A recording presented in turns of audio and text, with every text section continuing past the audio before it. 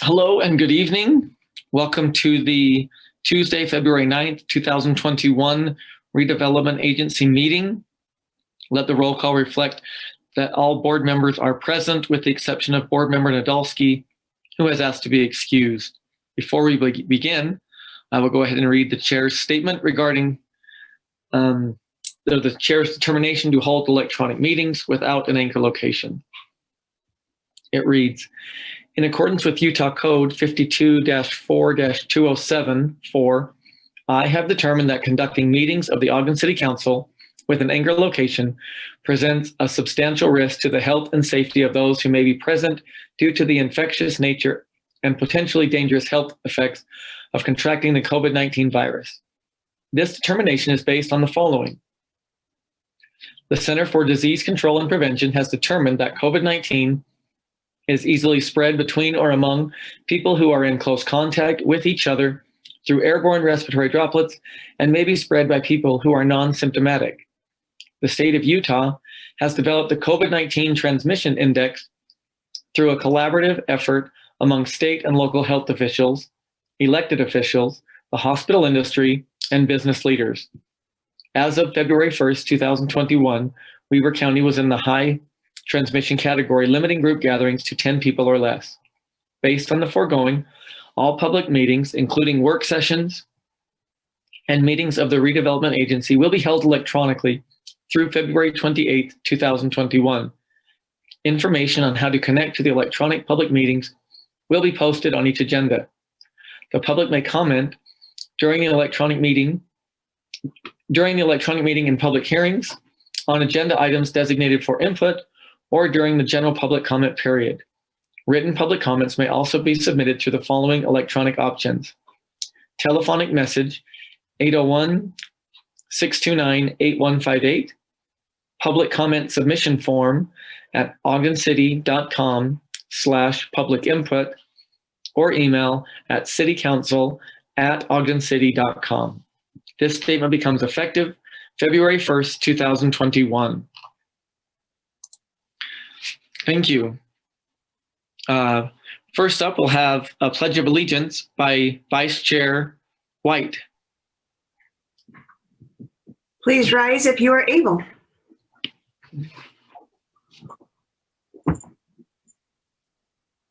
Repeat after me. I pledge allegiance to the flag of the United States of America and to the republic for which it stands, one nation, under God, indivisible, with liberty and justice for all. Thank you. Thank you, Vice Chair White. We'd now ask all those joining us, or all those who are on Zoom with us, to join us in a moment of silence.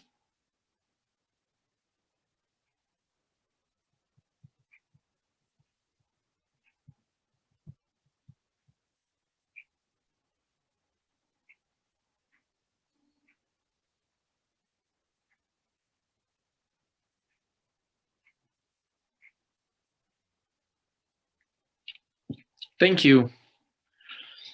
First on the agenda is the approval of minutes. First is the special meeting of October 6th and October 20th, 2020. Board Member Heyer. Yes, Chair Blair, I've reviewed those minutes and they appear to be accurate according to my recollection. Thank you. And the regular meeting of December 8th, 2020. Board Member Lopez. Yes, Chair, the minutes are correct, and I move that we approve the minutes. I'll second. We have a motion by Board Member Lopez and a second by Board Member Heyer to approve the minutes listed. This is a voice vote. All in favor? Any opposed? That passes. Okay. Next are reports from the administration. First is the fiscal year 2020 annual report. And we'll have Brandon Cooper here tonight to do that report. Members of the board, good evening. Thank you for your time tonight. I wish we could do this in person. We've had a number of years doing this together, and usually I'm able to hand out the hard copy version of the annual report, but we have those available for you at the council offices if you would like to pick them up next time you're in. But it's my pleasure to share with you the activities of the agency over the last fiscal year. So I'll go ahead and share my screen, and we can jump into some of the amazing things that are going on in the city. So again, this is for the fiscal year 20 report. So that's from June to July, June of 19 to July of 20. And we typically start out by talking about some of the acronyms that are associated with the redevelopment agency, just to reorient you in some of the vernacular. The oldest term is the redevelopment area, the RDA. There has been the urban renewal areas, which are URAs. We don't have very many of those. Economic development areas, EDAs, and community development areas, CDAs. The newest ones are CRAs, community reinvestment areas, and that's what we'll be including in tonight's report as well. There are two different types of implementations of a community reinvestment area, or a CRA. And the first one is if you recall, the process that does not require a finding of blight and does not use the tool of eminent domain. That is implemented through the negotiations with taxing entities individually and catalyzed in the form of interlocal agreements. And that's typically the process and the avenue that we use currently. The other option in terms of implementing an area is the CRA with eminent domain. And if you recall, that allows for the use of eminent domain within the first 5 years, but you would have to have a finding of blight, and it does require the full vote of the taxing entity together as a group. So those are the differences in the statute. And again, we usually are implementing the first process, which is the establishment of the CRA area without eminent domain. Currently, as of this report, we are managing 15 different areas. There are still 8 RDAs, which are usually the older areas that have been established for some time now. We have 1 CDA, 2 CRAs, 3 EDAs, and 1 URA. So that's currently the configuration of the districts. From my last inspection, I do believe that we have the most districts in the state out of all the agencies. We also have some of the oldest districts in the state. This slide is just a refresher. We like to include this in not only the annual report, but in this presentation to just remind everybody how tax increment is generated. It is one of our best tools for redevelopment. It does allow us to bring to bear financing that is otherwise not available, and does help projects to be implemented that are otherwise not feasible. So it's a very valuable tool. It's used in ways that have caused massive things to happen in the city in terms of innovation and forward progress. So we're very fortunate to have this. And essentially it's the freezing of the base property value at the time of the area creation. And as that area continues in time, value increases, and that value is captured incrementally by the agency and then is able to be returned back to the project area in ways to help the area grow. Each project area plan has objectives and has guidelines and rules essentially that help guide the progress and the future of the area. And so as TIF is returned to that area, then that value potentially increases. And then at the end of the district or at the sunset of the area, then that new value then is redistributed back to the taxing entities. And ideally, that value wouldn't have been able to be reached had not that investment through the tax increment process been achieved. So again, it's one of our most valuable tools, and we've seen a lot of great things happen because of it. So as of this report, we did close 3 areas: Lester Park, Wall Avenue, and Park Boulevard. These are some of our older areas, and essentially these areas were contributing to the debt service at the junction. There wasn't a lot of activities in these areas, and all of the revenue that we received from them was going to service debt at the junction. We anticipate next year that we will close the Golden Links area and the BDO, which is the DDO. And there's an overlap between calendar years and fiscal years here. So we've actually been receiving the benefits of the closure of the DDO district already. It was closed at the end of calendar year 19. And so we've already seen the benefits of that 20-year project area. We've seen a bump in our general fund balance, and that's been very helpful in other areas of the city. I know there's a lot of numbers on this slide, but I like to show this because it's a kind of a single page look at how the project areas are developing and what the snapshot looks like in terms of if we were to capture all of their value as of right now. So just to give you one example, let's go to the CBD Mall, the very top line. We established that in 1977. It will expire in 2026.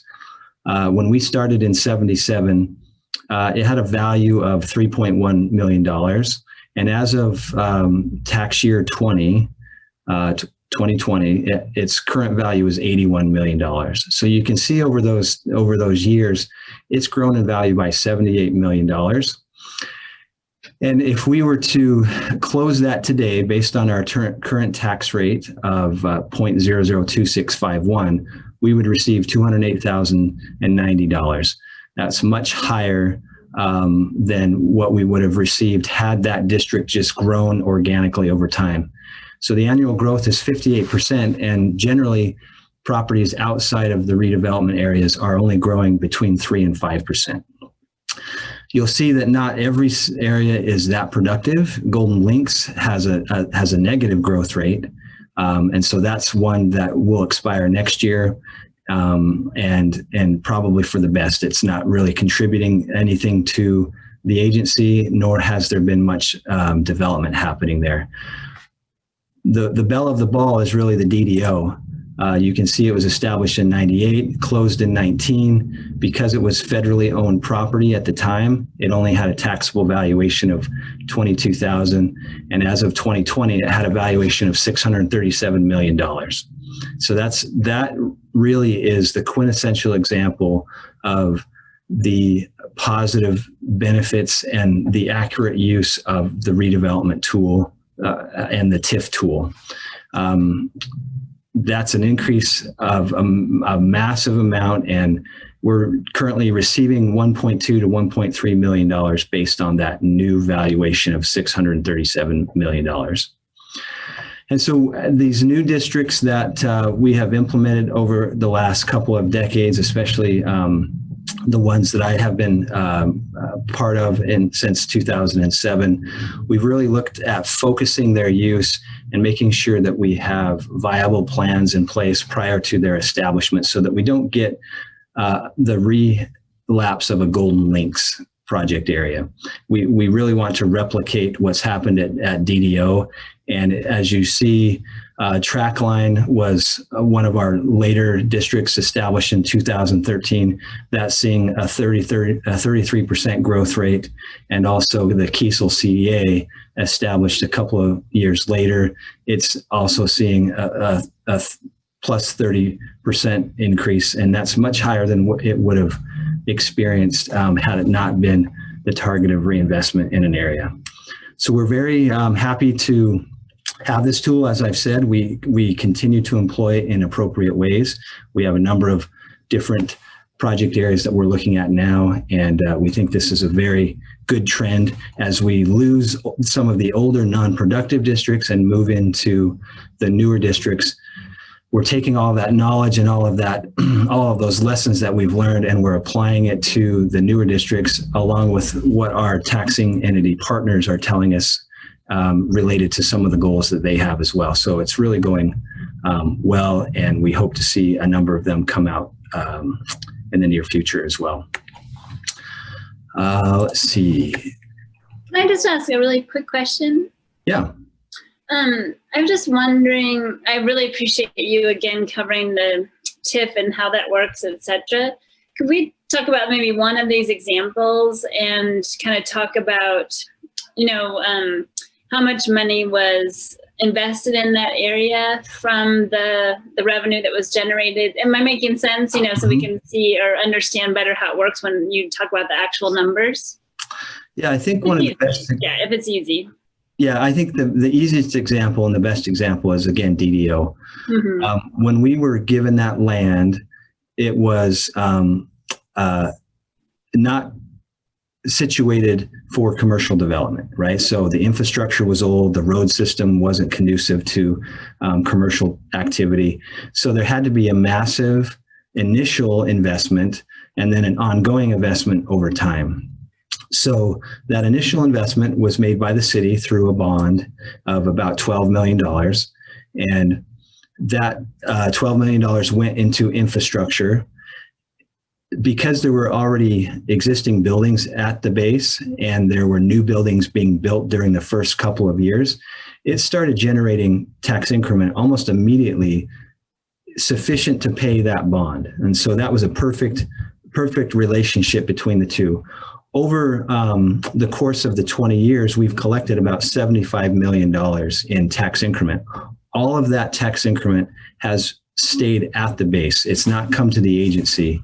It stayed at BDO, and our partner Boyer has developed a capital improvement plan that uses the tax increment and reinvests it into the infrastructure so that when the TIF district terminated and all of those assets and all of those things came into the city's purview for maintenance and operation, then we had a really good situation because they were able to maintain it and invest in it over time. So not only was the initial investment of the city paid off by tax increment, but it's created one of the best business parks in the state because of that reinvestment philosophy. And obviously, we can't say enough about what it does from the lease revenue side of things. So it's a really good example. Trackline is another probably good example. Trackline had a number of city investments. There was a 24-inch water line that the city invested in down there. There's also a loan that the city took out with HUD for $3 million. Although the water line was paid partially by city funds and partially by federal funds, the loan is being paid back by tax increment. So that $3 million HUD loan at Trackline has first priority. So the first dollar of tax increment that we receive there goes to pay that loan, and will continue to do so for the next 12 years, I believe. So those are two examples. I hope that answers your question. Yeah, I think that's really helpful. Sometimes when we're just talking about these really big numbers and really long time periods, I think sometimes some of that gets a little bit lost, at least for me sometimes. So then, like in those examples, when it says new revenue to the Ogden School District or to Weber County, on those lines, not only is the city receiving back the new revenue, but those other entities that went into the agreement with us also are, they receive those benefits as well. Exactly, based on their individual tax rates.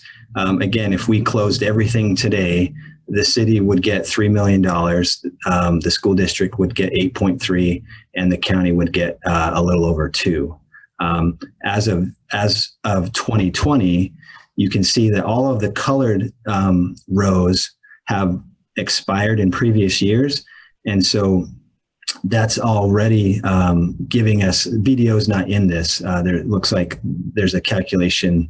Well, it didn't get calculated because it's not being received yet in this report. But as of 2020, it was $710,000 that we're receiving from all of the expired districts. And then when we add in BDO, it'll be close to $2 million. Great, thank you. Okay, so moving on to some of the activities. Here is a picture of, on the left is Ogden's Own. This is out at the Ogden Business Exchange, or the Trackline. On the right is the Enable Utah building. Those two buildings were recently built and occupied, and they're going great. We're happy to see activity out there. In addition to that, the Swift building was a major area of focus over the last reporting period. We commenced the demolition and the cleanup. Just a couple of fun facts. I know there's been a lot of talk about the cleanup, so I thought you'd be interested in knowing that at the end of the day, there was 98,275 containers found in the building. And of those 98,000 containers, almost 19,000 were treated on site, meaning they somehow rendered the chemicals in those containers inert on site and just were able to dispose of the containers after that. There were about 20,000 empty containers, so those just went into the trash. And then there was about 60,000 containers that had to go to a specialized dumping facility. So there was a lot of work done there by the EPA, and that allowed us to then move on to the demolition of the building. And the demolition was another massive undertaking.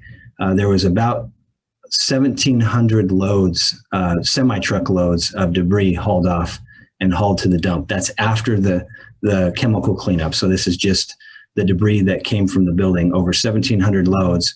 And there were 3,280 cubic yards of debris that was disposed out, that came from the inside of the building. And there was over 1,000 cubic yards of metal that was recycled. We also recycled some wood and some of the beams and architectural features of the building, but I don't have any numbers on that. So you can just see the sheer quantity of stuff that was in that building, and it took a big effort to get that cleaned up.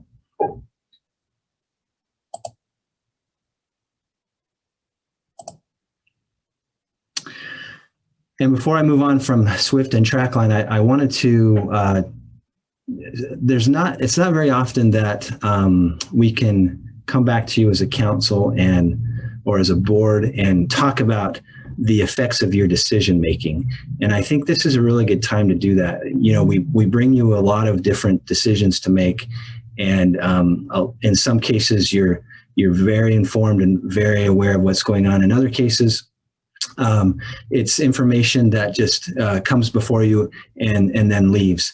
And so I'd be remiss if I didn't show you some of the effects of your decisions over time. In 2013, as a board, you all voted to approve the Trackline Economic Development Area.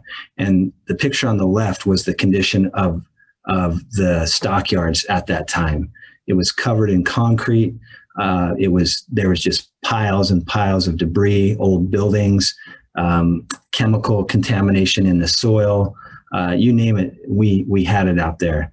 The picture on the right is the latest aerial picture that shows a number of things. You can see the Envy building, the Ciel Royale building, the small one on the bottom. The two big buildings are Ogden's Own and Enable Utah. You can see the Roosters building there at the intersection, all new infrastructure, two brand new roads, Stockman Way, which is the loop, and Exchange Road upgrades. So there's been a massive, over the course of 5 to 6 years, there's just been a massive change in this area.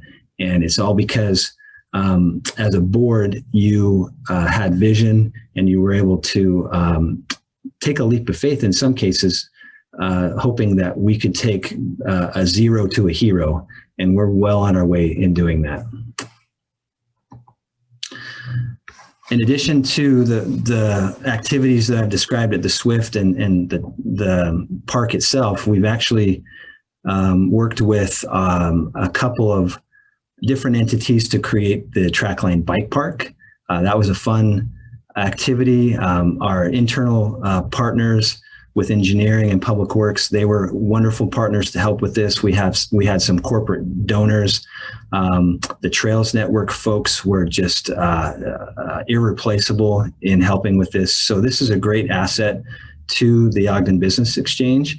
And we had a grand opening back in October, and you can see some of the fun activities. I know, Marcia, you were there. Maybe some other of you were there that I missed, but there was a great turnout to the grand opening, and it's been well used since then. And we hope to expand on that. This was just phase one, so we hope to see an additional phase or two happen over the next couple of years. It was fun seeing all the kids. That was really a really great night for a lot of people. It was. And Doug told me that he is going to take this berm on the high side as soon as he gets feeling better. So in addition to the stockyards, we Does my insurance cover that, Brandon? insurance. Have faith. Yeah. So the Make Ogden plan, you're very familiar with that. That was an 18-month endeavor that spanned the course of this reporting year, and it's a wonderful plan that really takes us into the next 25 years. And although it's largely a city document, it does have implications to the redevelopment activities, and so I wanted to include that here. You've all seen some of these pictures, but these are renderings that help us to envision what the Make Ogden plan is really calling out. This is looking northwest, obviously at the Union Station, and so we see what that can look like over the course of the next few years. We're very excited about that.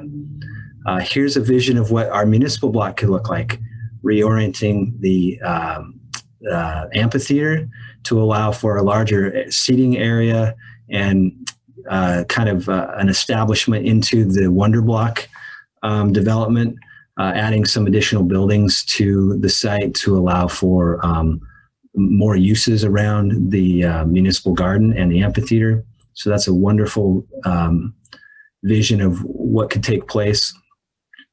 Here is looking east into the mountains along 25th Street and the Electric Alley. You can see that what is now a parking lot on the left side of the picture along Electric Alley is soon hopefully to be a number of buildings and some other amenities there that will help just make the 25th Street experience much better and much more lively than it currently is. So we're excited to see some things happening there, hopefully in the near future. Speaking of Make Ogden, that kind of led us right into the Wonder Block pre-development activities.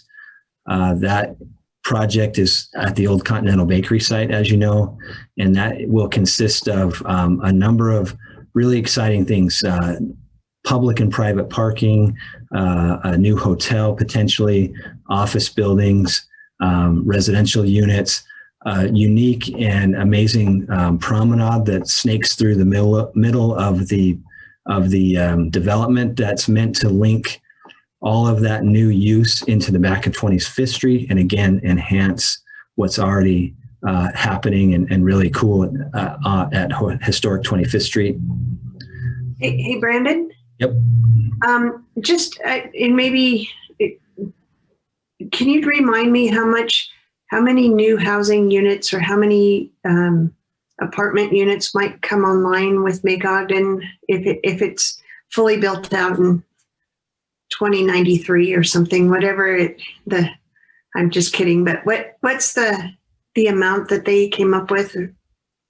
I'll have to get the plan out and look at the exact number, but my recollection is that over the 4 episodes, each episode contemplates about 900 to 1,500 new housing units per episode. Thanks. And the start of that is really the Wonder Block, and I believe this is scheduled to have about a little under 300 residential units here. So pre-development work continues on that. We're hopefully looking at a late 2021 or early 22 start on this project. The Dumke Arts Plaza, which you'll hear more about later tonight, so I won't steal Sarah's thunder, but there's been a lot of activity over the course of the reporting period on that. A lot of really good collaboration with local stakeholders and donors. Here's a rendering of what that is going to look like. I'll let Sarah explain all of this, but it's really exciting to see this come together and have a place in the 9 Rails district. Here's what it would look like at night.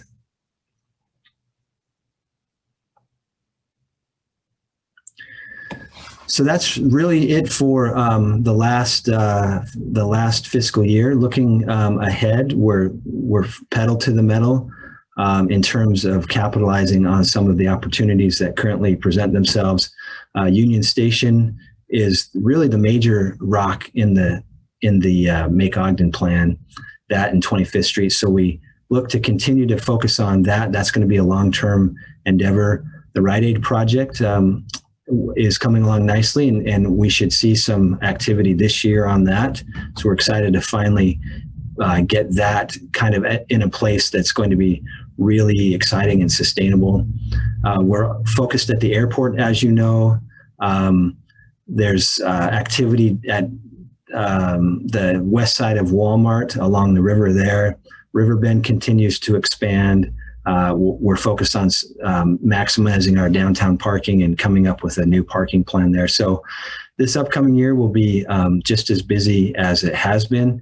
COVID has affected so many lives in so many different ways, but in terms of the redevelopment activities of the agency over this last year, and especially through COVID, it's actually gotten more busy, not less. And so we have every reason to think that the next little while is going to be just as exciting. That's it for me. I'll have any questions if you would love to ask them. Chair, I'd like to ask Brandon if he wants to give credit to whoever does the artwork on the face page of the document.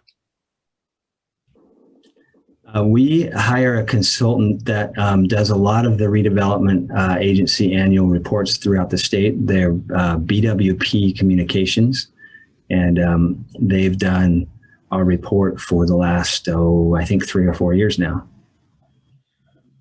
It looks good. I just thought you might want to give them credit. Thank you. Brandon, I'd just like to make a comment. I'm always concerned whether we're overextending ourselves or spending too much money, and that's a real concern. But as I went through the dialogue that you gave, you can see the return on investment is there, and what it means is that we're investing into the culture and the success and the livelihood of Ogden. And so we've got to invest into the core of Ogden in order to see the revenues to come in. And that'll offset some of the spending that we're going through. But this is what you outlined today is our opportunity of reinvesting into Ogden. And that's why, like your last slide says, it pays to live in Ogden. So appreciate it. Thank you. Hey, Brandon, I have a question for you. At the beginning of your presentation, you talked a lot about how, I think you said we have more RDA areas and some of the oldest RDA areas in the state. And I believe those RDA areas, just like you pointed out in your presentation, are one of the things that really sets Ogden apart. Why do we have so much success with them and other communities aren't as involved with them? Does that make sense? Why have we been so fortunate and others seem like they haven't really jumped on that train yet? I think it's a combination of a few things, at least to me, as I've been doing this in Ogden for almost 14 years now. I think that because we are such an old city that had such a long period of time of disinvestment, that really it provides an opportunity for us that maybe some of the newer cities haven't needed or haven't had. So I think that's one key component. The second one is the vision of the leaders of the community. You all as a board, the mayor, the stakeholders that we partner with, being the county and the school district specifically, they have seen the need. They've seen the value in some of the things that we presented to them. They certainly, as Doug said, they're also seeing the return on their investment. So I think that leadership and that vision is critical. And then the last thing is, I think that we just have really cool stuff and really cool opportunities that that people want to invest in, but sometimes the market can't justify. And as we do the newer redevelopment areas, as opposed to some of the older ones, we're really trying to stay focused on doing things that the market can't do by itself. Another good sign that we're headed in the right direction, in addition to our healthy budget position, I think the city's budget is the healthiest that it's been in probably all of our lifetimes. But in addition to that, we're starting to see investments being made by the private sector that weren't happening, 10 years ago or even 5 years ago. And so all of those things are really good signs. There still are projects like the airport and like Wonder Block and Union Station that don't make sense from just a typical market standpoint that we're still going to want to get ourselves involved in. But that tide is turning. And I think for all of those reasons, we've been really successful.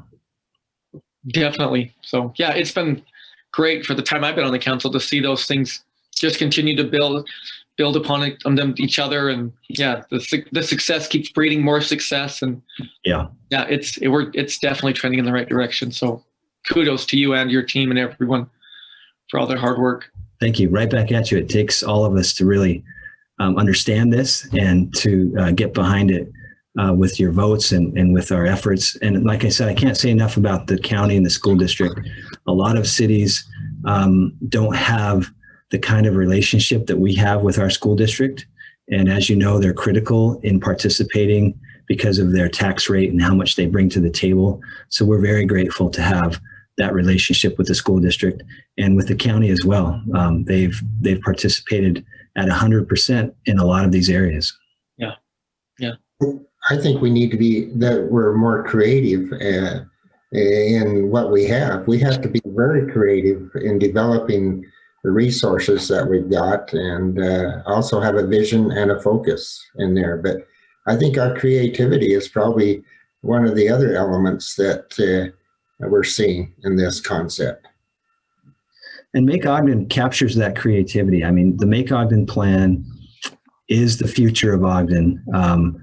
As it was adopted by you all as the City Council and the Planning Commission and endorsed by the administration, it is the roadmap for Ogden over the next couple of decades. And if we can pull that off, it's going to take a lot of hard work and a lot of money and a lot of vision and potentially some sacrifice. But if we can pull that off, then Ogden will never be the same. Yep. Well, thank you. Is there anything else for Brandon? Thanks, Brandon. Thank you. Yep. If no further comment, I'll go ahead and accept a motion. I make a motion that we adopt the fiscal year 2020 annual report for the RDA, or the CRA, or whatever we're going to call it. I'll second. And just Chair Blair, that should be Yes. except for review. Okay. We'll let Vice Chair White try that one more time. I'm flustered. What was my first one? Accept it for review. I accept for review the fiscal year 2020 annual report. And I'll still second. Great, thank you. We have a motion by Vice Chair White to accept for review the fiscal year 2020 RDA annual report, and a second by Board Member Heyer. This is a voice vote. All in favor? Aye. Aye. Aye. Any opposed? That passes. Thank you. And Chair Blair, if I might, Yes. I believe that will be that report will be posted on the city's website in the next 48 hours. Great, thank you. Okay.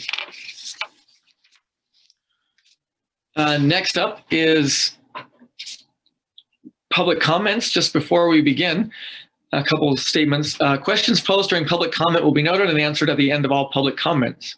If the council has the answers to the questions, the council will respond to those questions. For questions that relate to administrative matters, the mayor may choose to respond to those during his comment period. As always, questions for the council or the administration can always be sent to citycouncil@ogdencity.com. So with that being said, we will now open it up to public comments. And before we begin that, I think we should have probably Eric go ahead and explain how that process will work. Thank you, Chair Blair. To participate in this evening's public comments, you can do so only if you're joining us via Zoom and using the raise hand feature found at the bottom of your screen. Great, thank you. So I see we have some. First up is Heath Sato. Go ahead, Heath. Please state your name and state your name and address for the record. And you have 3 minutes. The time is now yours. Hey, Heath Sato, Ogden resident. These projects look pretty impressive, and I'm seeing the value of this land will be skyrocketing quickly. And I was curious if I could get my hands on the appraisal that everybody used to determine that the Brown Ice Cream building was worth only $100,000 in its current state. Do I need to file a grandma request for that, or can I just get a copy of it? That's all. Thank you, Heath.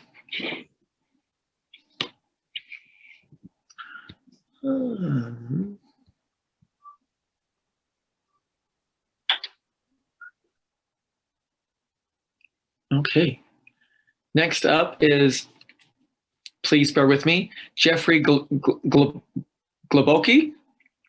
Please state your name and address for the record, and you have 3 minutes. The time is now yours.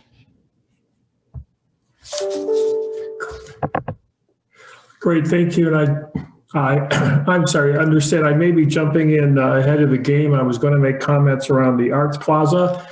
So if I could take my 3 minutes after Sarah's presentation, that would be more appropriate. Okay. Great. Thank you. Sure, Blair, that it might be a good opportunity to remind people that we are in the redevelopment agency meeting, not the other. Yeah. Yes. Good. Good clarification. Maybe that's why there's only a couple hands raised and none actually right now. So.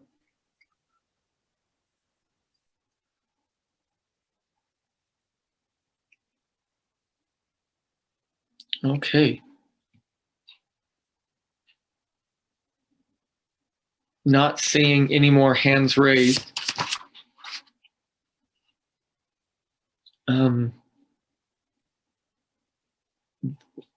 With that, we'll go ahead and move into comments from the executive director. I'd just like to thank Brandon for that thorough review and everything that they've been doing. They are amazing, and we want to really appreciate their efforts. And I'll leave it at that. Great, thank you. And comments from board members.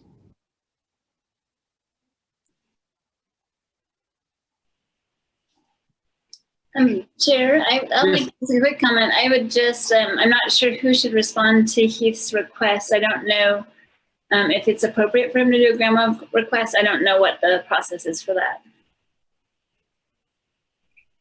Chair Blair, I've got my, I'll double check with legal. If it's a public information, I can just get it to him.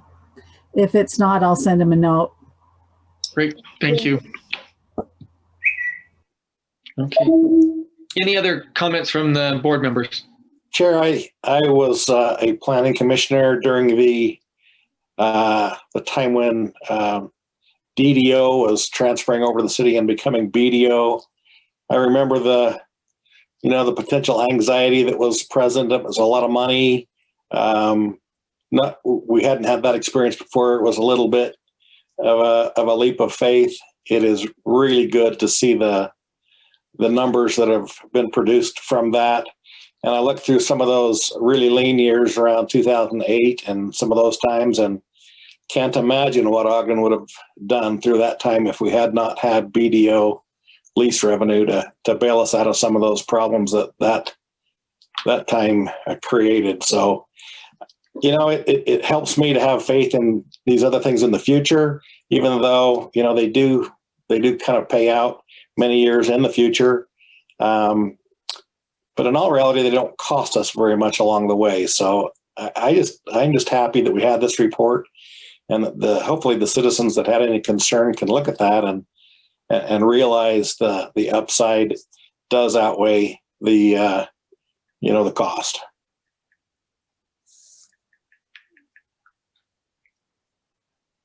Yes, thank you. Okay. Any other comments? If not, I will entertain a motion to adjourn. Motion to adjourn. Second.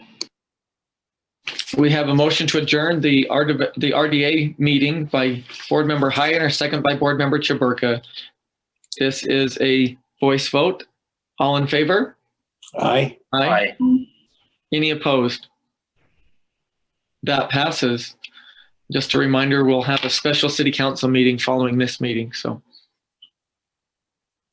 stay put.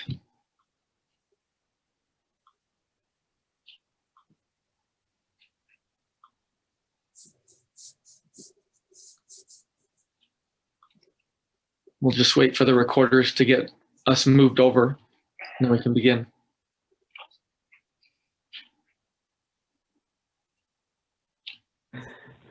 Chair Blair, we're good?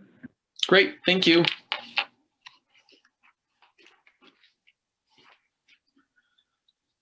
Okay, good evening and welcome to this special city council meeting for February 9th, 2021.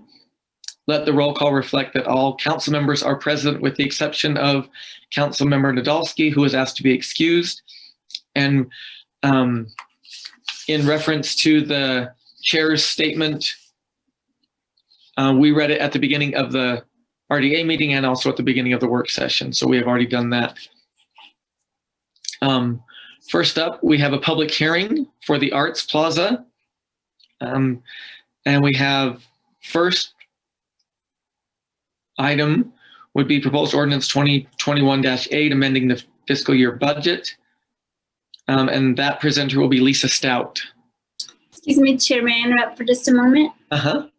I just wanted to let everyone know that I'm recusing myself from this item discussion and vote due to my spouse being involved with the project through his employment. So I'll leave the meeting now and get a text back when this item is over. Thank you so much for letting us know.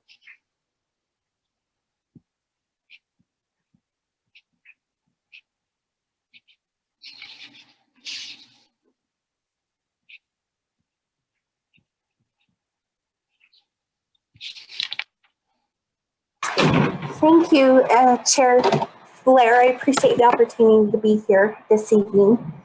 The ordinance before you tonight is to consider an appropriation to a CIP that is included in the fiscal year 2021 CIP plan. It is for the Ogden Avenue Plaza. This is for the former Courtyard Inn site.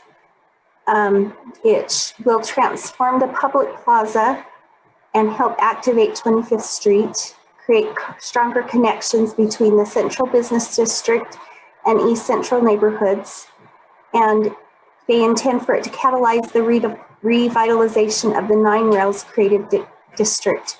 The Courtyard Inn was in a dilapidated condition and contributed to blight, vandalism, and other crime in the area. Though previously funded as a CIP project, the city has acquired property and demolition is underway. Planning for the plaza is also underway and will be completed during 2021. Several project partners have committed to funding the construction of the plaza. The current request for city funding is to support the remaining construction costs. The budget opening itself is a total of $4.2 million, just over $4.2 million.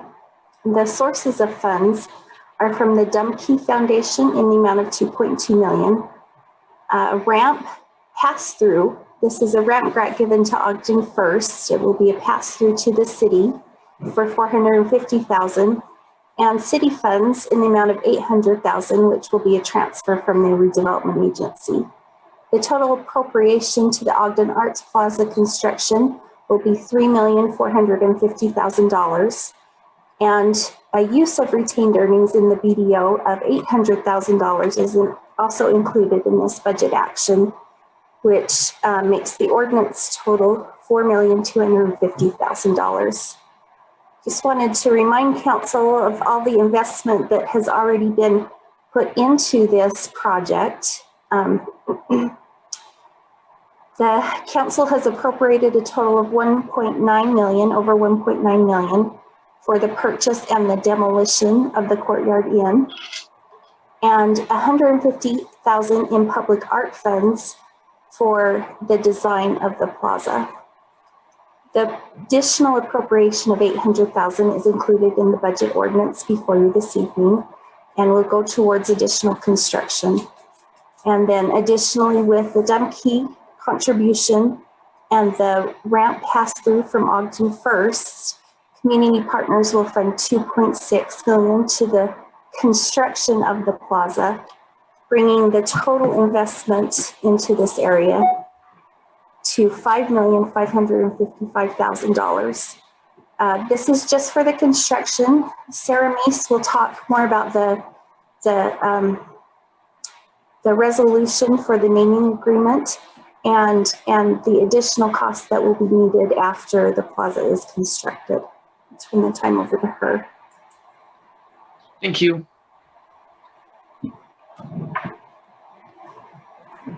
Good evening, Chair Blair and council members. I'm going to just get the presentation shared with you here.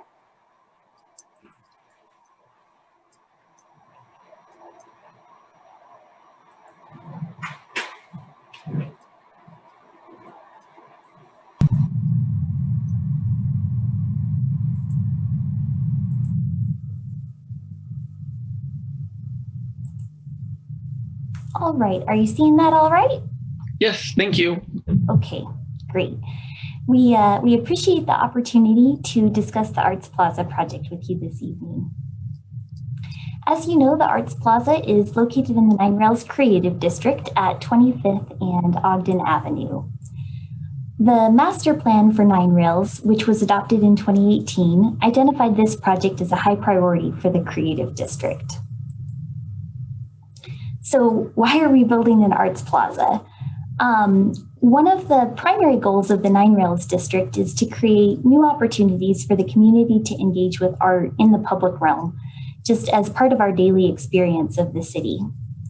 As we were working on the plan for Nine Rails, we did a number of pilot projects to test this concept. So you may be familiar with some of these. There's the Rachel Pohl mural at the platform site, the Moments Festival, which used all different types of art to bring visitors into the downtown and Nine Rails areas and really draw them up 25th Street into the East Central neighborhood. And also our Painted Streets project, where we had so many community members come out and participate in creating public art in the Nine Rails district.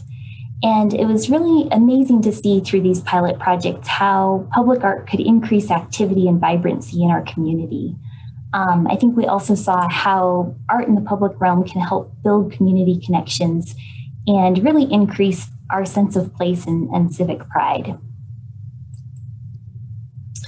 So when we started to design the Arts Plaza in 2020, we wanted to continue building on that idea of using art to engage the community. Union Creative Agency, as part of our design team, hosted a Welcome Fest for the plaza. And Welcome Fest was really an opportunity for the community to come together around art, to experience some of what the plaza will offer, and to help shape our vision for the project. So I have just a short video I'm going to try to share with you. I hope the sound will work, but even if it doesn't, I think the visuals will give you an idea of what it was like to be at Welcome Fest. And the video really captures some of what the plaza is going to bring to our community.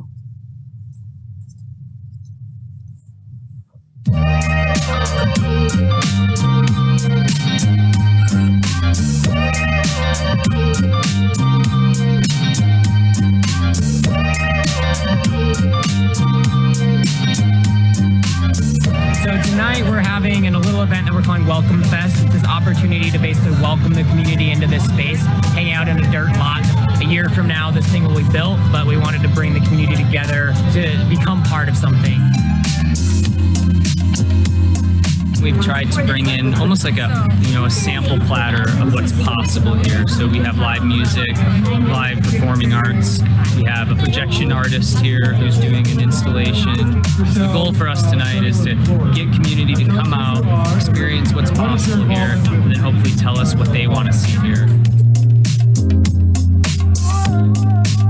So the biggest thing we want people to walk away with is we want them to feel welcome in this space, whether they live up the street, work across the street, live a few cities away and are coming here for a big event. The goal really is for everybody to feel like this is a home for them and that they're welcome and they're excited to be here.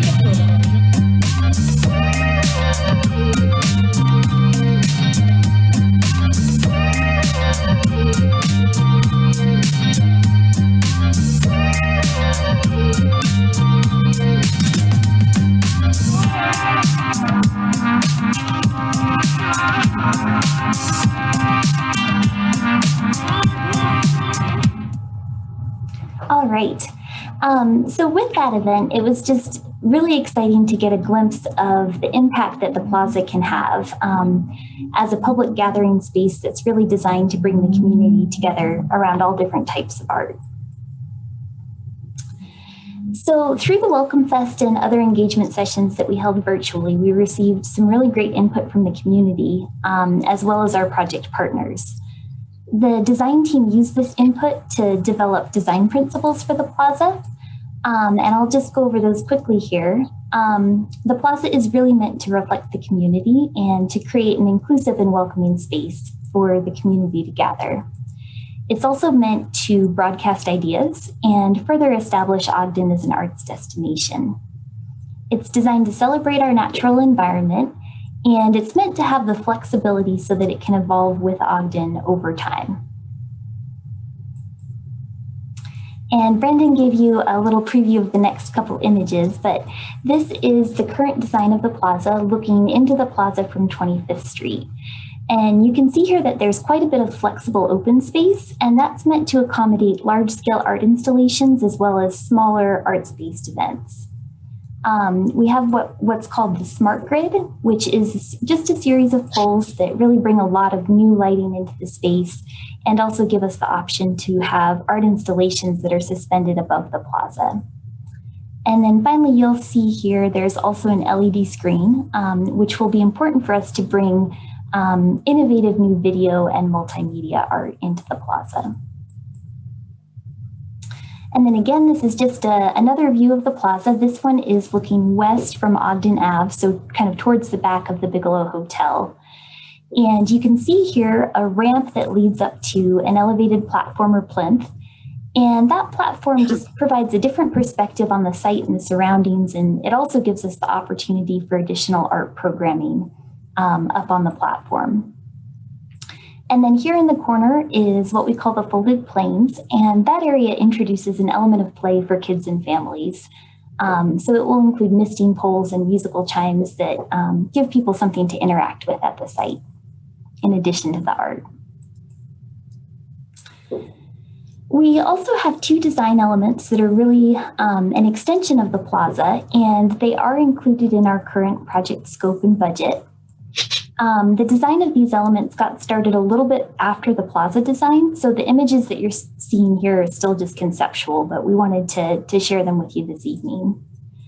The first element is improvements to the north end of Ogden Ave, and that will really create an extension of the plaza space and allow for an even greater variety of programming. The second element is the 25th Street Beacon, and this is a sculptural element that will extend out from the plaza over 25th Street and will really serve to draw visitors from lower 25th Street and Washington Boulevard up into the Nine Rails District and to the plaza. We also wanted to talk just briefly about what's actually going to happen at the plaza. This is something that we're really excited to develop. We're partnering with Weber State to bring innovative arts programming to the plaza. So Weber State is planning to curate 2 to 3 major installations at the plaza each year, and that will be funded through an endowment, also from the Dumke Foundation. In addition to that Weber State programming, the plaza is also going to be available for community-driven programming. So that would primarily be arts-focused events, such as concerts, performances, video art, and so on. And we really envision that community programming taking place side by side with the Weber State installations. And our team's really excited about some of the opportunities that will create. We'll move just quickly through the costs and funding sources. Lisa already covered this, but our construction cost is estimated at $4 million, and that includes the plaza, the Ogden Ave improvements, and the 25th Street Beacon.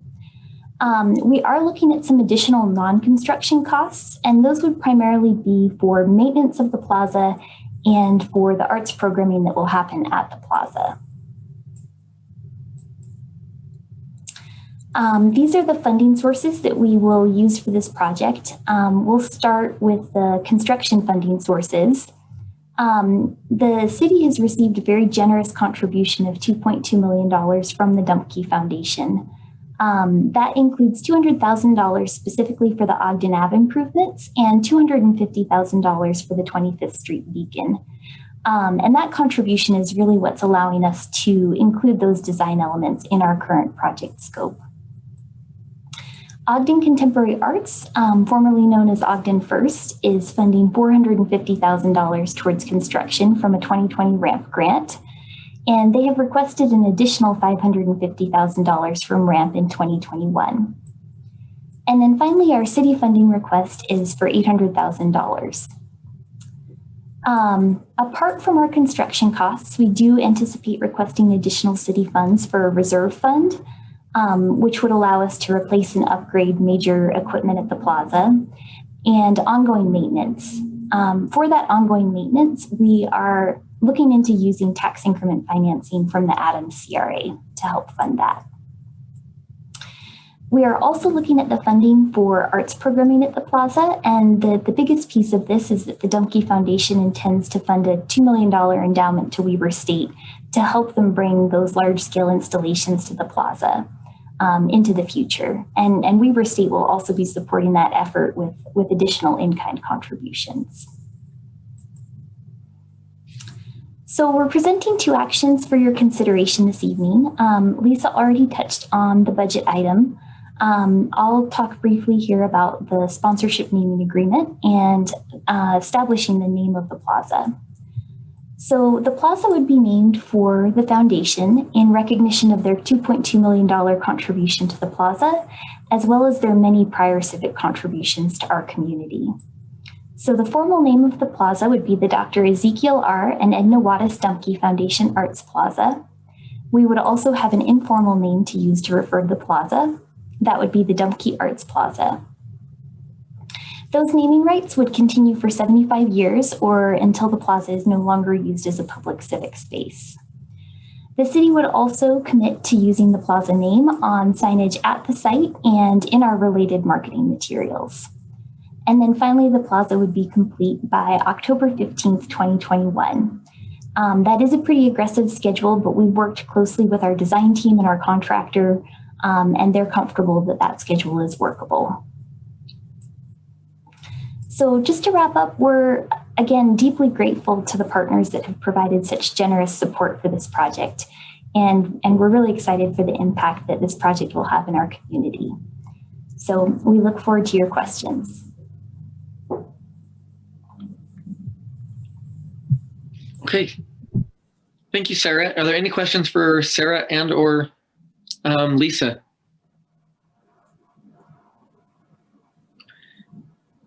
If not, this is a public hearing, so we can go ahead and accept public input and then. Sure, I have a question.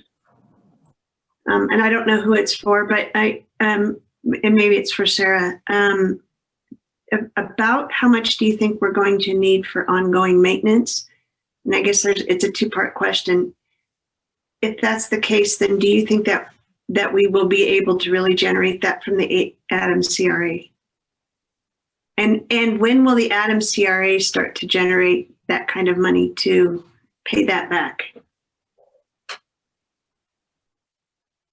So I'll take a crack at that, and then Brandon, I see, is on the call too, so he may want to weigh in here as well.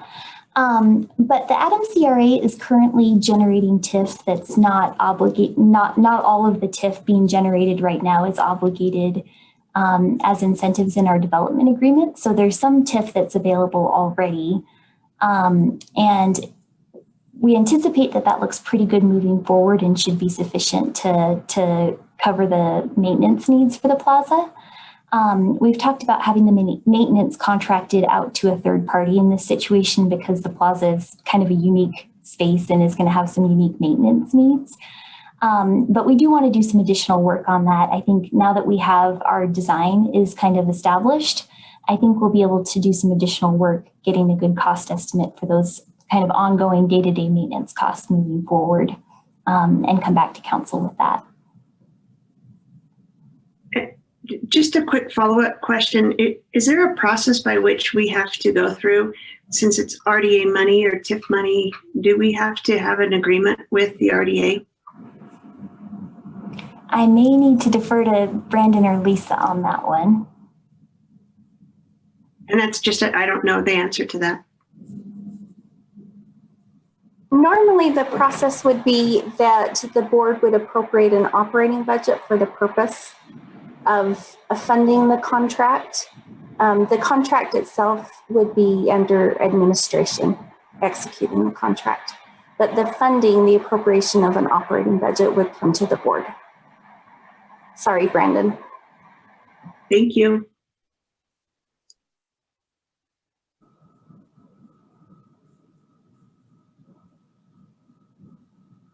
Okay. One other question, Chair. Yes.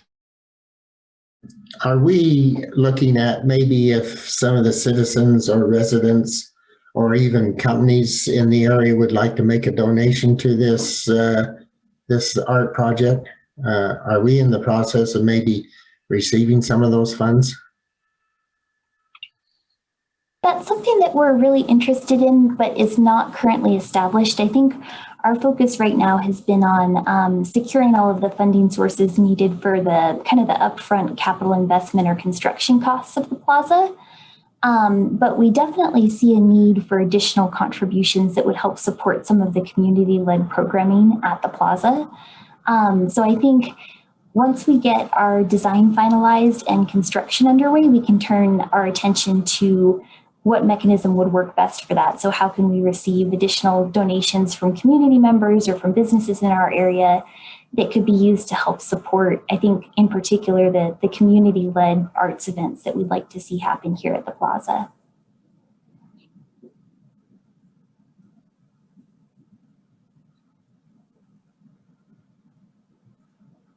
Okay.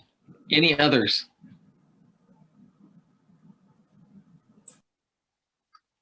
Seeing none, we'll go ahead and get started with the public input.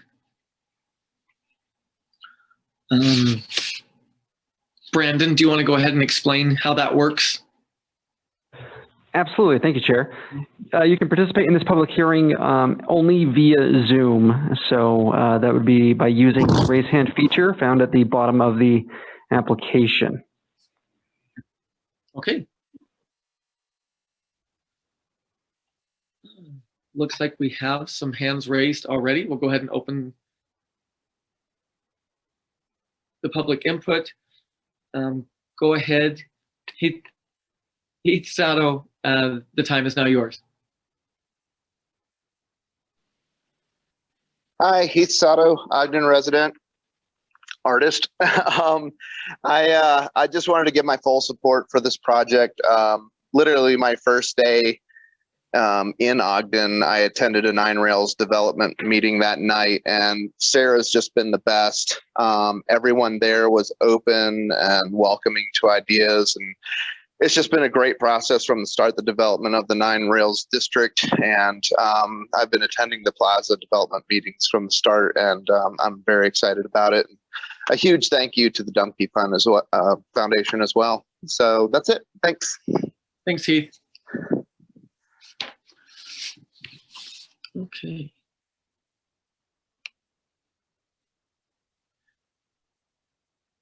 Next is Jeffrey Globocki.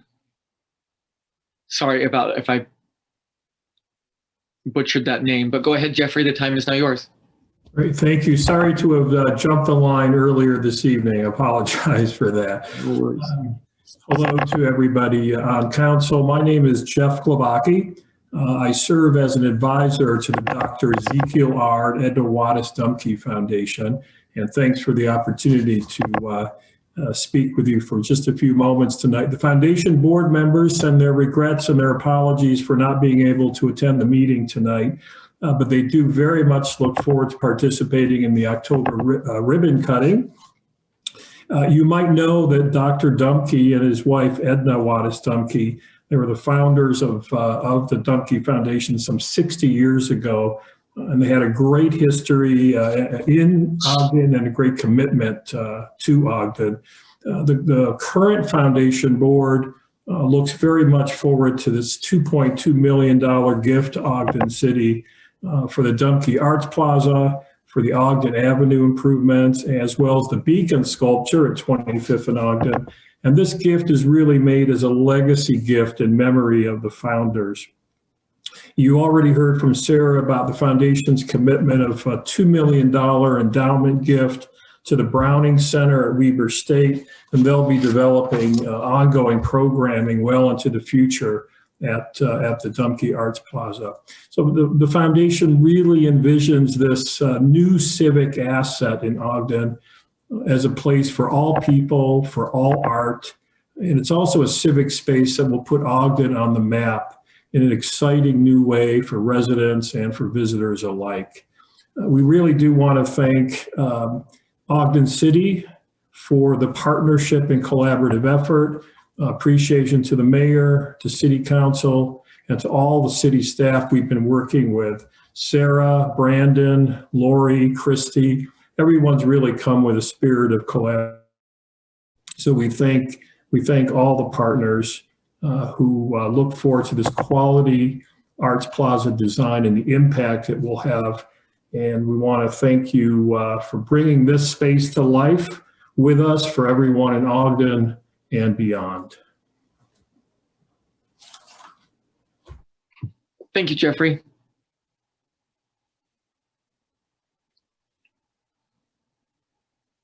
Okay, next up is Jake McIntyre. Go ahead, Jake, the time is now yours. Yeah, hi everybody. I just wanted to offer my support for this project. My team has helped on the design of the project as well as some of the community outreach and engagement work. So I just want to thank you all and offer our support for this project. Also to thank the community at large for participating so in depth and with so much support of this project and providing so much feedback. It really has helped to shape and inform what this plaza will be. And then I also just want to note that, you know, as we've worked over the last 6 or so years on helping to develop arts in Ogden, this piece has really been a piece of the puzzle that's been missing. I think that this plaza will help to provide very accessible and welcoming community arts programming space that not only provides the community with a platform from which to present, but also enables us to bring in national and internationally renowned artists and mix those things together and really see what happens. So I think this is really going to help to fill that gap, to be able to help leapfrog our local artists and arts organizations forward. What we're looking at creating here is something that is not only regionally, but nationally and internationally unique. There's really not very many other places like it throughout the world. So we're creating something very special here that I look forward to seeing come to fruition. I know that there are other arts organizations throughout the state and throughout the region that have already kind of caught wind of this program and this space and are starting to be excited about it. So I think, I don't know that we fully realize the impact of what this space will be yet, but I just want to thank you all for all of your support along the way. Thank you, Jake.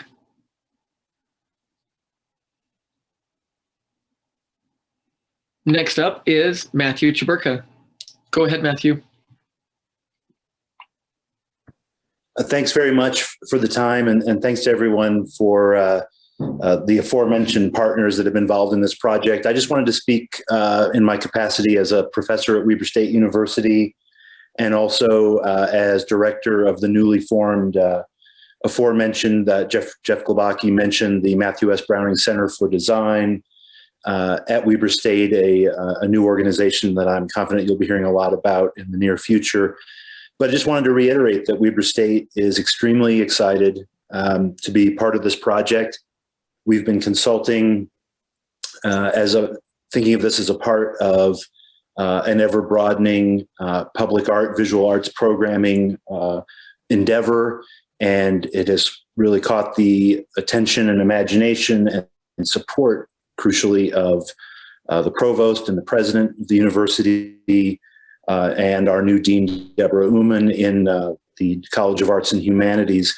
So Weber State is really looking forward to being a partner that can offer a curatorial vision for 2 to 3 major seasonal art installations that are going to make the very most of this plaza and its remarkable design, for which we're also grateful. And I want to make sure that it's clear, too, that while Weber State will take on some of the heavy lifting in terms of these sort of major curatorial endeavors, we're really particularly excited about the way that kind of programming of, as Jake McIntyre mentioned, real regional and national and even international importance is going to, in our estimation, sort of dovetail into supporting and working in concert with the creativity and the civic spirit of this community itself. And I think that the plaza is quite unique in that way, where it's going to be a venue for major contemporary art, but it's also going to be a place for folks from the town and the region itself to come together to experience that art and to offer their own creativity and build our communities in ways that I think we can really scarcely imagine at this point. So, speaking, for myself and for the university, we're really thrilled to be part of this and appreciate the partnership with the city, with the remarkable generosity of the Dumke Foundation. So thanks very much for the time. Thanks, Matthew.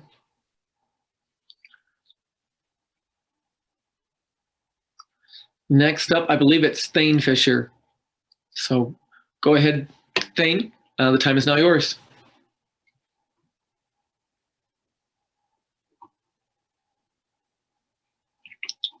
Oh, looks like he's still muted. Unmute. There we go. Am I on now? Okay, yep. So thank you very much for allowing me the opportunity to speak. And I want to, again, speak from the board member's position from Ogden Contemporary Arts, as well as myself personally. And we want to say that we 100% support this project. We were also the applicant for the ramp grant. So we'd like to thank Weber County for the 2020 funds to participate in this. And we also had a meeting today that was very positive for the balance of the application. It's been amazing to see what the vision of Ogden City has for an arts district or a creative district, which was the Nine Rails Creative District. And since that has happened, a lot of these amazing things have come to fruition through a lot of people's work. And so I just think it's important for the city council to know in our development of the Monarch, we did a lot of due diligence in creative and arts districts, and we found that we've never really found one that's ever failed. So for Ogden City to have the vision for a creative district and now an arts plaza, and then finding the Dumke Foundation to support the vision, and then all the collaboration from Weber County, from the Ogden Contemporary Arts, from Weber State University, Ogden City, the Jake McIntyre's group, Chalet Larson's group, and also the design group, Sasaki. I just feel like this is probably one of the most exciting partnerships and collaborations that I've seen since moving to Ogden 15, 16 years ago. So I can't tell you how excited we are to see this collaboration and support in any way we can the Arts Plaza, the Dumke Arts Plaza. So thank you for the opportunity to comment. Thank you, Thane.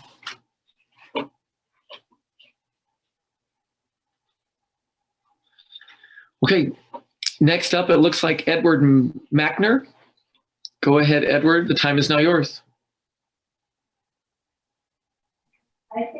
Yeah, it sounds like a very, congratulations on the project. My only question would be, is this going to be a sustainable project? In other words, we're in a climate crisis right now, and we're going to be using a lot of energy. I'm concerned that sometimes the arts are divorced from technologies. And it's very important to consider not just artists as such, but some of the outsiders who look at design as a functionality of problem solving. And so I was wondering, are there solar panels coming? Are there battery backups? Are there, what kind of heating systems you're going to have? All of these things would be very nice for a showcase for art and technology.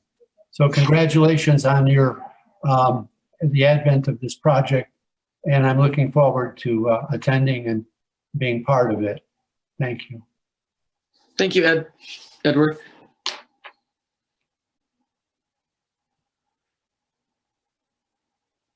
I don't see any other hands raised at the moment. Oh, I spoke too soon.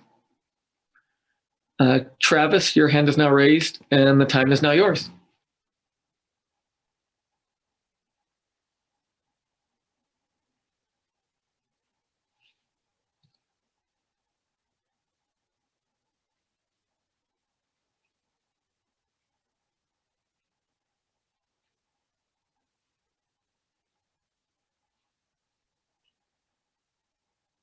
Hey.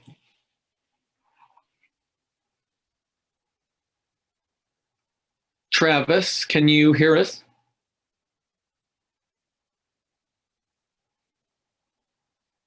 Oh.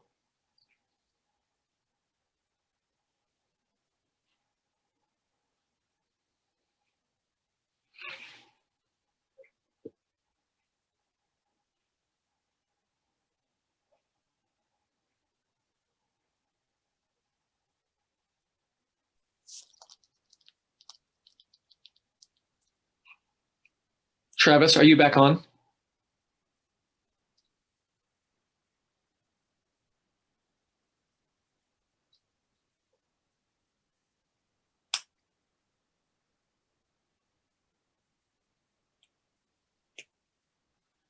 It doesn't look like Travis.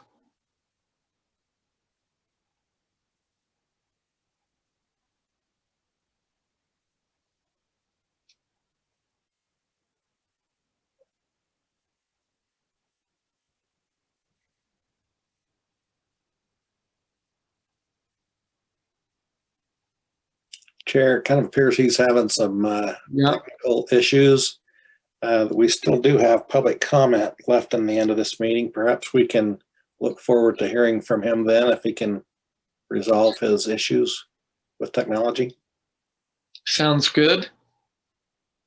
And I'll make a motion that we close the public hearing. I second it. Okay, we have a motion by Councilmember Heyer to close the public hearing and a second by Councilmember Stevens. This is a voice vote. All in favor? Aye. Aye. Any opposed? Okay. Any comments about the proposed ordinance or the proposed resolution or the joint resolution?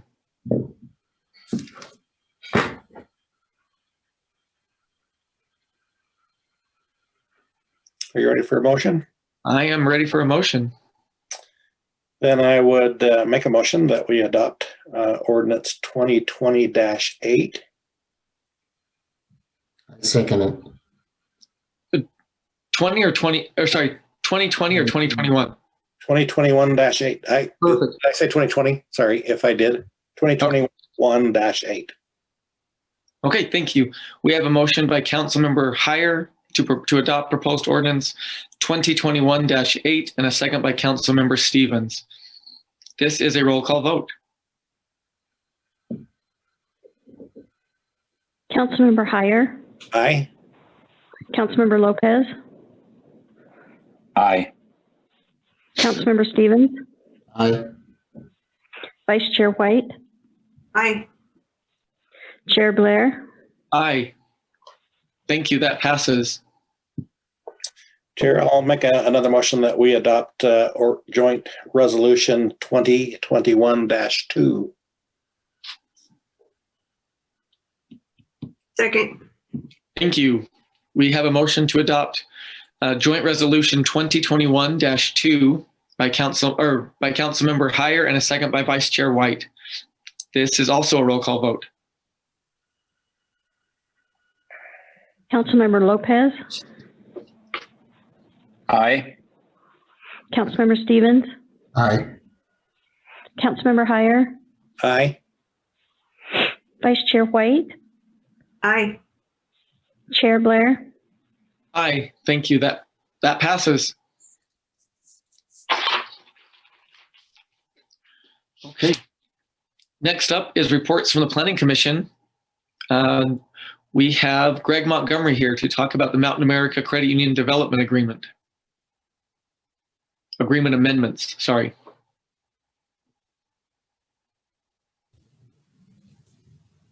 Okay. Thank you, Chair and members of the council. Appreciate taking this time to share with you a recommendation from the Planning Commission.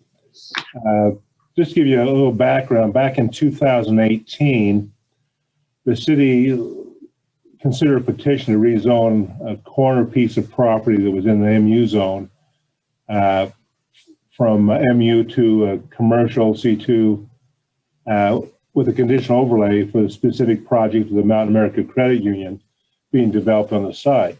At the time, as this picture shows, the motel was located at that site, and the property that was going to be acquired was purchasing that motel property and then demolishing the building and building a credit union at that location. Because of the specifics of the development and how it impacted the mixed-use development, it's felt it appropriate to be a conditional, had a development agreement with it that set certain terms and conditions over and above zoning. And so at the time in 2018, this was the proposed project, its site layout. And in addition to setting those specifics of these elements, also there's a timing in place for the development.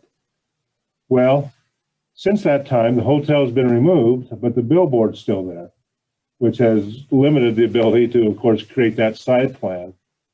The billboard is getting close to being relocated, and hopefully within the next 6 months that will take place. But in the meantime, it's important that we need to amend the agreement because there's some things that have happened. Mountain America Credit Union has looked at some different branding. They felt it important to reflect that branding in the building since it hasn't been built yet.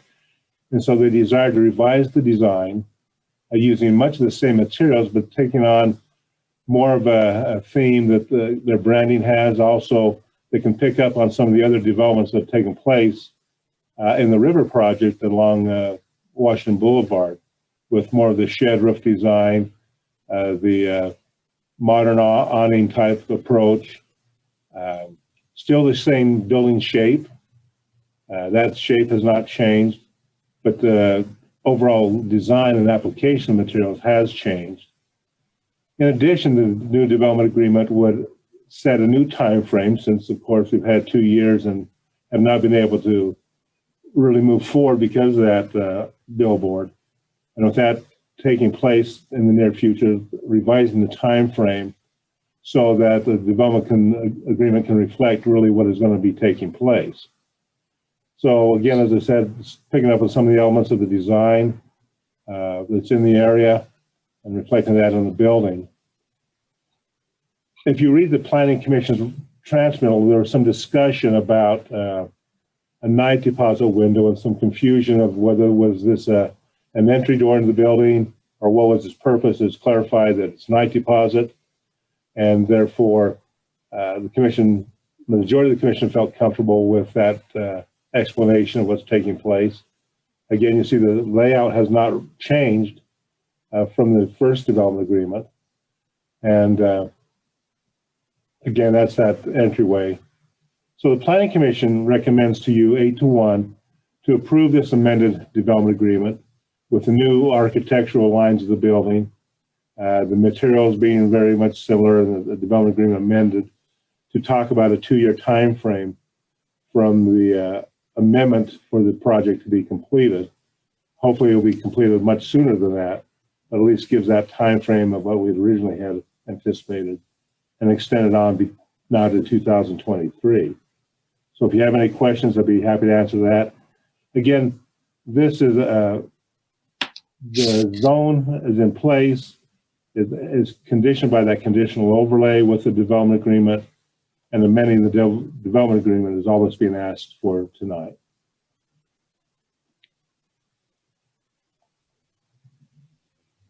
Chair, could I ask a question of Greg? Yes, please. Greg, it looks like the no vote shared a concern about lighting around the Dropbox window, as well as the entrance off of 18th. Has the petitioner, I guess, addressed those at all? As far as, I also would share that concern about the lighting for a night drop. You know, as much as it is night, I see it does have a pretty free access to the street, but I think it is important that it be very well lit and, you know, a lot of attention paid to it. Well, the architect is on tonight, and so I think that'd be something for him to respond to. Okay, great. I'll do that. Thank you.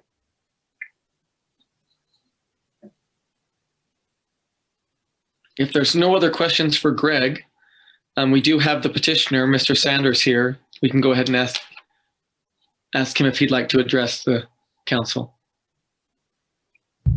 Yes, thank you. Can you hear me? Yes. Perfect. Greg did a great presentation. I think he covered all the points that I wanted to share with you. I guess just to clarify the lighting and the entrance issue that came up on 18th. Mountain America is very conscious of kind of the security of those uses, and that area will be well lit. You know, we try to balance lighting, and we will try and light well without trespassing that light across the street into the residential area, but it will be very well lit at that night deposit. There was a question why we didn't have an entrance on 18th Street. These facilities are very highly secure, and they have lots of cameras. The main entrance has a height strip camera along with a visual camera.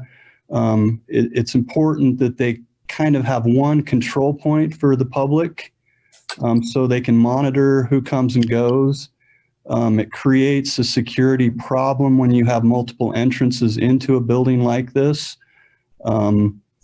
These facilities can be robbed. It happens periodically, and so they try to limit the public entrance to one so that they can monitor those and control those a little better. So that's why we only have the one entrance to the south facing the parking lot.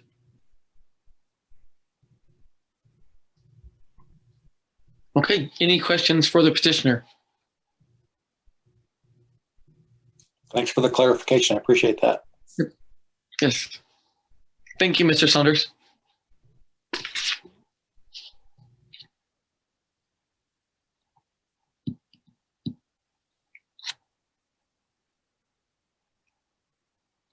Any further discussion on this topic? Are we just waiting for weather to clear and availability of contractors to move that billboard? Is that really what we're holding up now?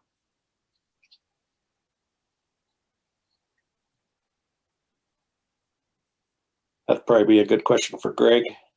Yeah, that's what I was thinking. Well, it's more questions for Brandon. I don't know, is he still on? I am, yes. Okay. There's a fairly complex agreement that governs the relocation of that sign and who does it and how.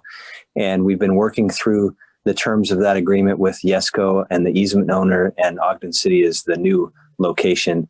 So it's just been a matter of time to work through that. YESCO is now getting their permits in place and their pricing squared away. So we hope to see that activity happen fairly quickly, but it's just been a matter of going through the 50 steps that were outlined in the agreements. Thank you.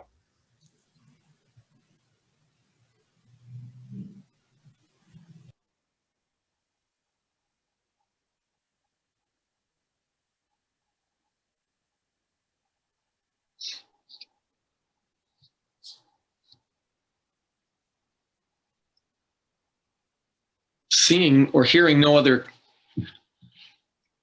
comments or concerns, I would entertain a motion on this. You've listed on your, there is a listing on the agenda to receive input if you want to. Oh, sorry. Yep. That's my fault. Sorry. Yeah. So with that, we will go ahead and receive public input on this.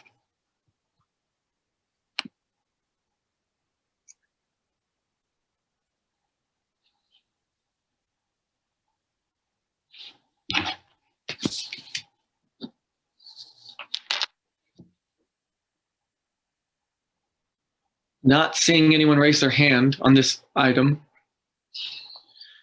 Chair, I'll make a motion in that event then that we adopt ordinance 2021-9.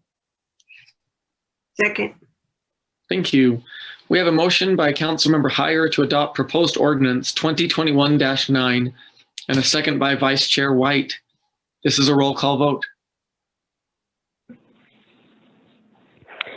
Councilmember Stevens.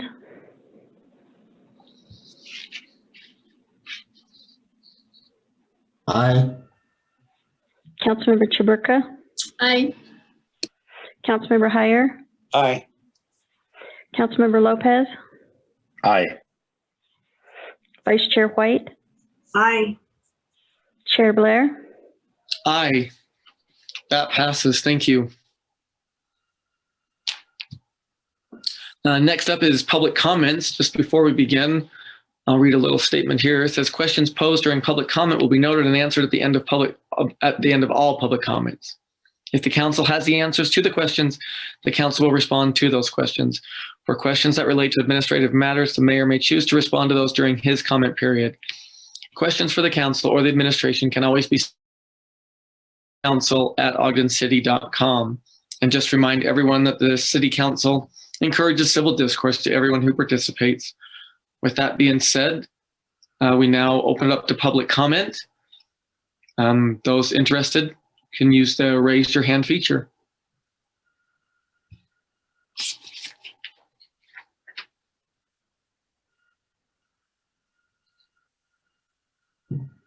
Okay, first up we have Edward Mackner again. Go ahead, Edward, please state your name and address for the record and limit your comments to 3 minutes. Edward Mackner, 154 Ogden Canyon, Ogden, Utah.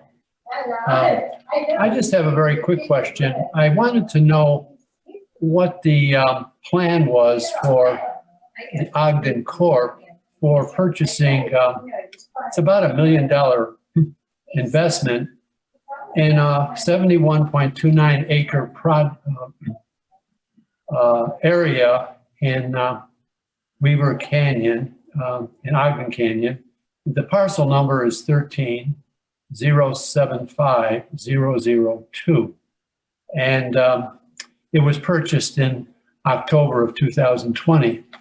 And then the other purchase was the Rock House in the Lewis Camp, above the Lewis Camp. And that parcel is 13075017. And Ogden Corp owns that. The property is probably worth about $1 million. And I was wondering what plans the city would have for those parcels. That's my only question. Okay, thank you, Edward.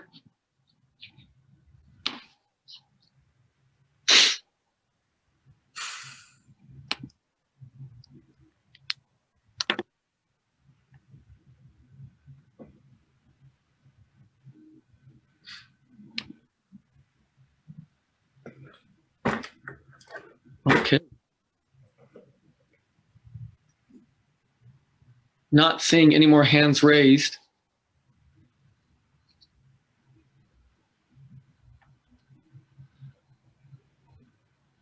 If no more, then we'll go ahead and move on. Comments from the administration. Sure, I'll jump in really quick.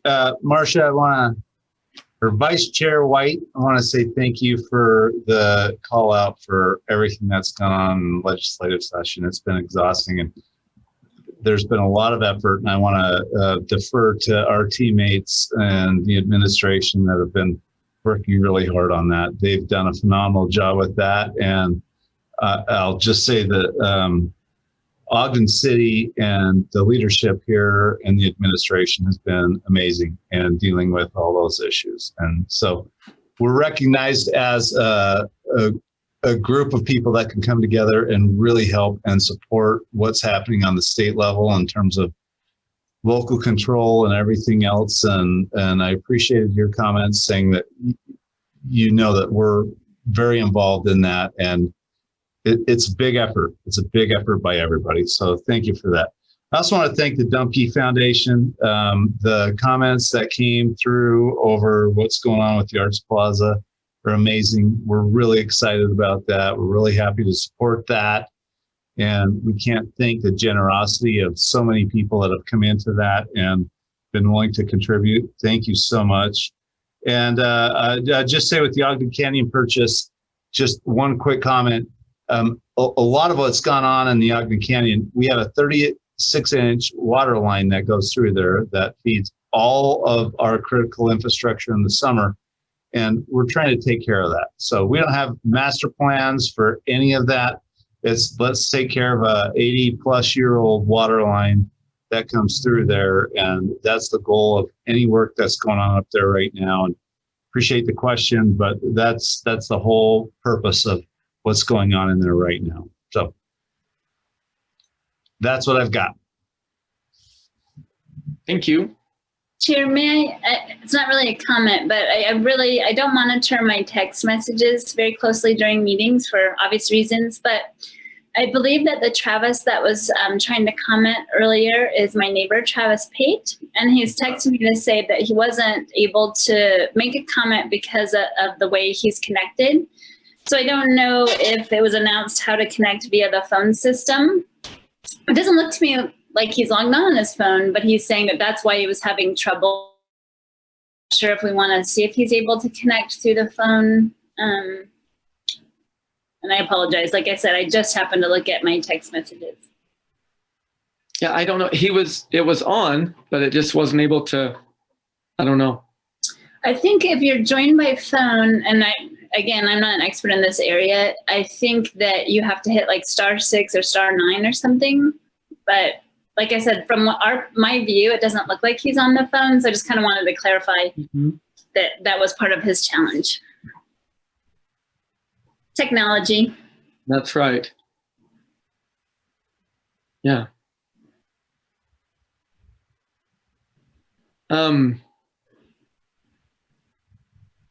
Brandon, is there a way to allow Travis to be able to speak? We can certainly try it again. When we did try it the first time, he was unmuted, and it did not appear that he was using a telephone, but we can certainly give it a shot. I appreciate it. I wasn't here, so I don't know what was happening. I'm just the messenger.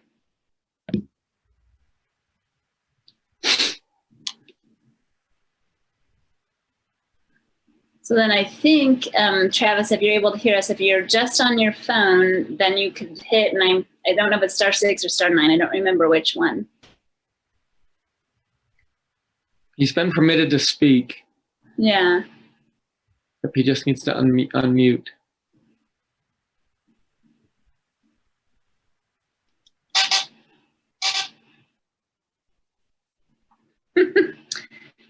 Maybe he walked away now that he wasn't able to participate before.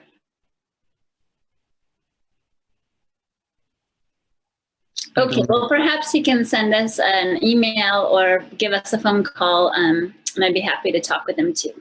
Thank you, I appreciate it. Mm-hmm. Okay, are there any comments from council members? Any other comments from council members?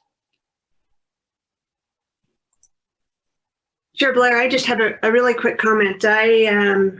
I know that Councilmember Heyer was on last night as well, but Gina from the refuse department spoke with about recycling, and the League of Women Voters had her on, and she did a phenomenal job. And I want to thank her publicly and acknowledge her for all the effort she's doing. I know that recycling has been a huge issue for us, and she was able to actually put some great information into all of our heads about what we can and cannot recycle. And so I just wanted to publicly acknowledge her efforts and her team's efforts, and just some really interesting facts about what COVID did and what COVID did to us as a city, as far as how much more trash we had during this time. So if you could, Mayor or Mark, relay that she did a great job, I would really appreciate that. She really does exhibit a lot of passion for that topic, and it seems very dedicated to her role. So, atta girl. Chair? Yes. As you know, I'm quite passionate about arts, and I too want to voice my appreciation to the foundation for their donation to this worthy project. Sarah did a great presentation to us, and Laura Buckley, also in the city, works very hard in performing the arts. I have to thank the RAMP for donating their funds, and I think this will be a great project. It seems like the arts, as was voiced in our session tonight, was that it brings pride to the community, and it also brings the community together. We're able to associate with one another. This plaza will actually link the central business district with the residential district. And so it has a lot of plus going for it. It has a great opportunities for us to do it. It brings families together. It's a family and an individual characteristics where individuals can share their arts and their talents, whatever it is, and families can also do the same. Great item for our community, and I appreciate that. When I was running for re-election, one of the things I wanted to foster was to enhance the arts in the community, and I'm very happy to see that this project is moving forward, that the Nine Rails District is progressing in a positive direction and bringing life and vitality, vision, and is part of our Make Ogden program that will enhance not only today, but also into the future for all our residents that live in the Ogden area. And I appreciate that. Thank you. Thank you, Councilmember Stevens. If there's no other further comments, we'll move on with the agenda and the consideration of adjourning into a closed executive session.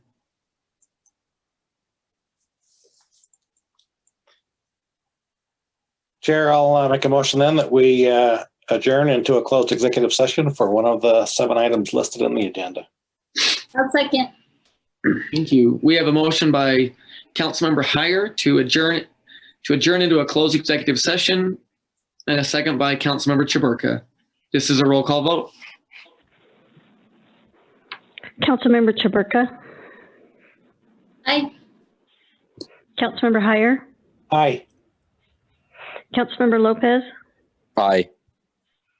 Councilmember Stevens. Aye. Vice Chair White. Aye. Chair Blair. Aye. That passes. Thank you. And we will go ahead and adjourn the special city council meeting after the closed executive session.